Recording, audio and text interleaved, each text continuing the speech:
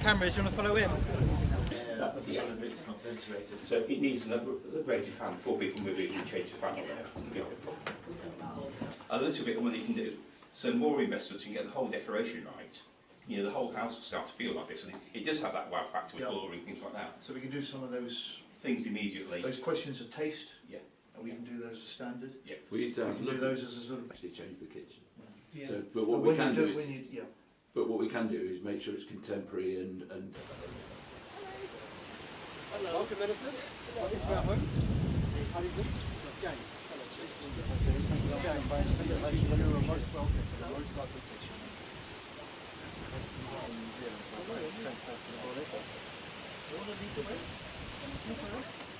Obviously, my background, being some of this made from nursery, will they be going to school as well with it? Yes. They're unfit for people to live in. Right.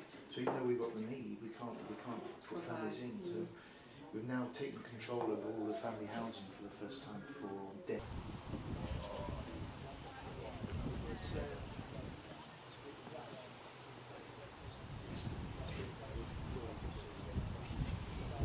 Personnel, their families. I get the fact that they've heard promises for so long, but I'll just say this: record £1.5 billion in the next 5 years through the strategic defence review means. Thank you very much indeed. Really appreciate it. Thanks very much. Thank you. Thanks, John. Great to see you. Great. See you next month. Right. Good. Thank you so much. Thanks very much for coming Really up. appreciate it. Cheers. Thank you. Good to see you again. Yeah, we did Christian Jury Murphy. We did, yeah. Oh yeah. Yeah. That was nice.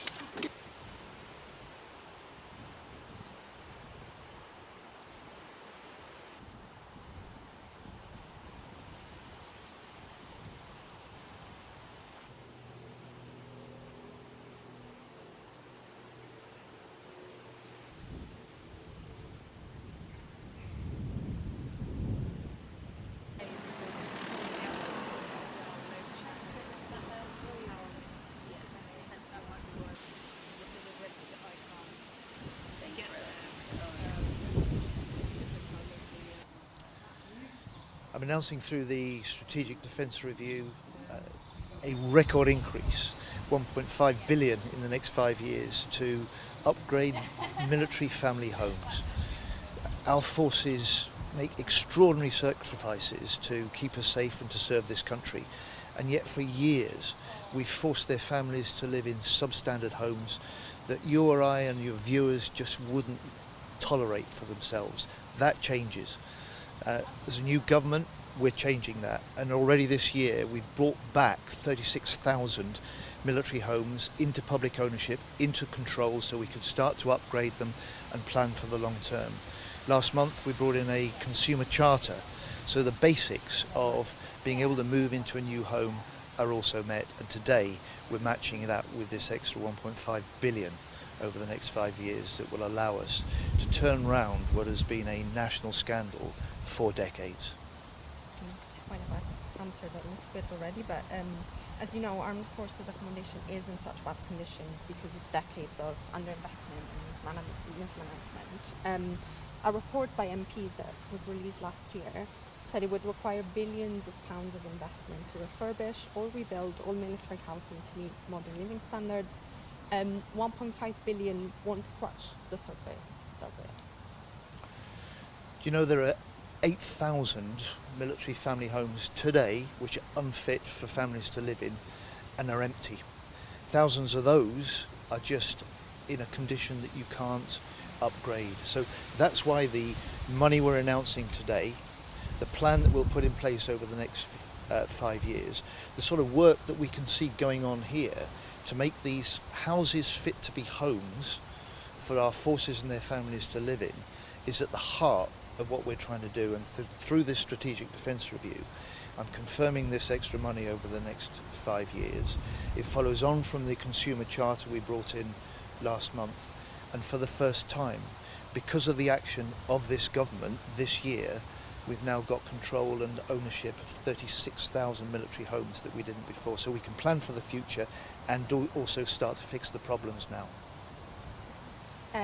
As you said, this supports the launch of the Strategic Defence Review. Will that review lay out further tangible investment into the armed forces?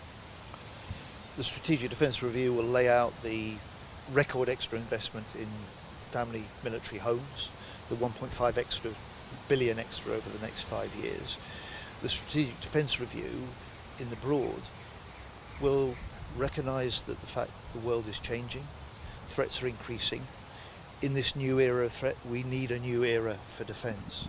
And so the Strategic Defence Review will be the vision and direction for the way that we've got to strengthen our armed forces, to make us more secure at home, stronger abroad, but also learn the lessons from Ukraine as well. So an armed forces that can be more capable of innovation more quickly, stronger to deter the threats that we face, and always with people at the heart of our forces, people at the heart of our defence, which is why the housing commitments that we make through this Strategic Defence Review are so important for the future.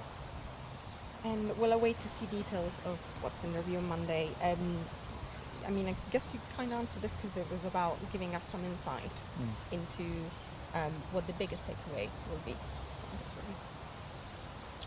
So the Strategic Defence Review is there to answer the challenge of the time, the fact that the world is changing, that threats are increasing, and it sets out a vision, a new era for defence, one that we can learn the lessons from Ukraine, where warfare is changing almost by the week.